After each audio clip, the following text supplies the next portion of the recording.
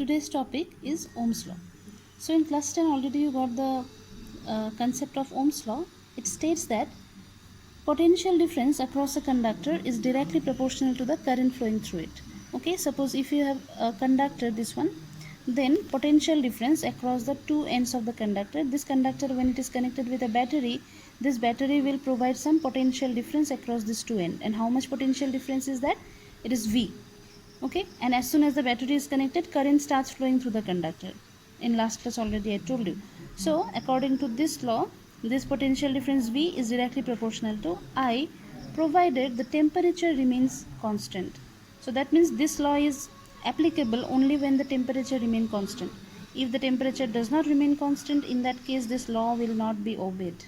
Alright, so mathematically V proportional to I and V equals to, if you remove the proportionality sign by equal sign, we will get a resistance here as constant, okay, R. So if it is a resistance of the conductor, we know that its SI unit is ohm. The symbol is like this. Now another thing you remember, that this resistance, it depends on the dimension of the conductor. Dimension of the conductor means the length and the area. Okay, so how it depends on the dimension? R, or the resistance, it is directly proportional to the length, and it is inversely, length means this much is the length of the conductor. So R is directly proportional to the length and inversely proportional to the cross sectional area. This is the cross sectional area of the conductor, this one. Okay, so R proportional to 1 by A. If you combine these two, R proportional to L by A. If you remove the proportionality sign by equal sign, we get a constant. We call it rho, which is the specific resistance or resistivity. The unit of specific resistance or the SI unit is ohm meter. In symbol it is like this, ohm meter.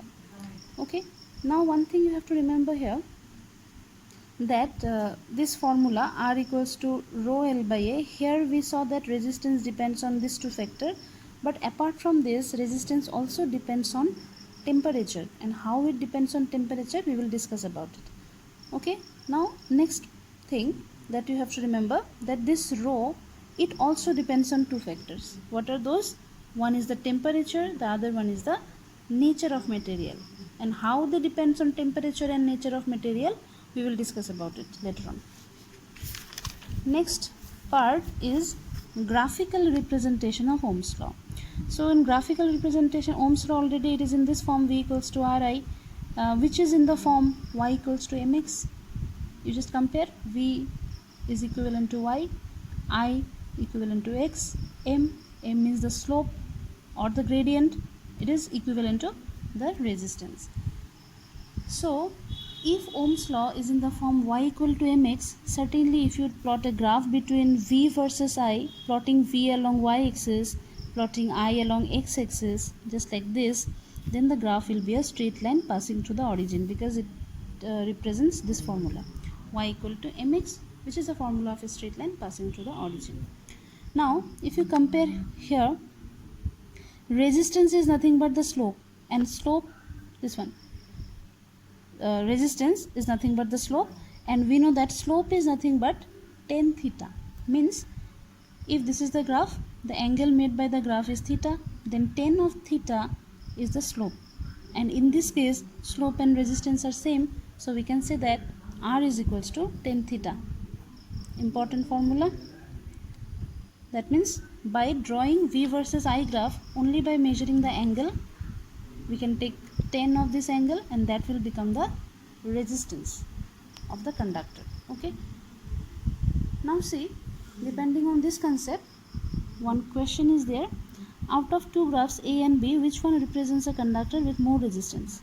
So certainly out of A and B, B is making a larger angle, because B is making theta 2 angle, this much.